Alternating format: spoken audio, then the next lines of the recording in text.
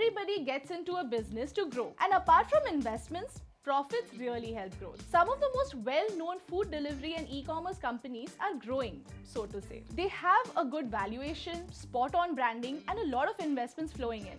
But ultimately, they're loss-making. Recovery too is important for operations to be sustainable. So let's move on from operating margin to a metric that helps us see how much value we have actually brought in via operations. The return on capital employed. Our expert Marie-Lise Lechera, trainer from ML2 Formation and Council, will guide us forward. We just had a look at the operating margin. This is a very helpful indicator, easy to compute, easy to understand, easy to discuss with peers. However, it isn't really sufficient, and the operating margin must be challenged against the amount of resources that was involved to generate that same operating margin. That leads us to computing a second metric, which would give us a more comprehensive view of the performance of the operations. And that second metric would answer this question: how much profit was delivered by the operations out of $1 of resources utilized?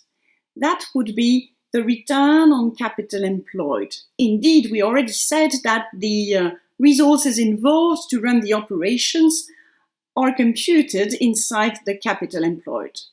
So if we want to access the return on capital employed, we're going to look at the operating income, the profit from the operations, and divide it by the capital employed, that is property, plant and equipment, plus the operating working capital. In my case here, I come to a 22.5% return on capital employed. So we just came here to the most comprehensive measure of the performance of the operations. Then let's go deeper in the analysis. There must be a link between the ROCE and the operating margin, no? Intuitively, I feel like the more profitable my business is, the higher my return on capital employed. So let's do something together. Let's do a bit of math. Let's start from the ROCE formula and let's split it into two factors. Look at what I'm doing here. I'm taking the operating income and I divide and multiply by the sales revenue. And then I finally divide by the capital employed. You may feel like, what's the point? That changes nothing. Oh yes, it does. It changes many things because now I have highlighted the two most important drivers of performance at operating level. If you want to have a top-notch performance at operating level, i.e. if you want the maximum return on capital employed, you need to max up these two factors. The first one, we already know it. This is the operating margin.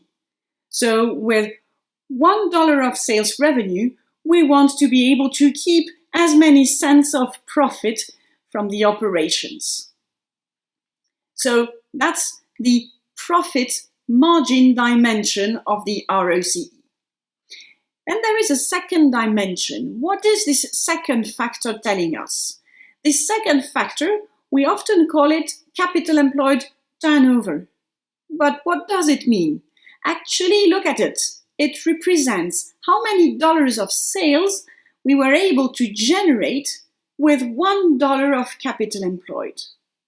The name of the game is, hey, we're granted $1 of capital employed, so we need to generate as many dollars of sales we can with this sole dollar of capital employed we've been granted. There is an efficiency idea here. We must be as efficient as possible, that is, generate as much business as we can given the resources we've been granted. So in order to be highly performing, a company's operations need at the same time to look for the maximum margin and the maximum efficiency. Try to max up both factors at the same time. I know some of you need numbers to realize what's happening. So look at these numbers here. Here, my company had a fairly low operating margin.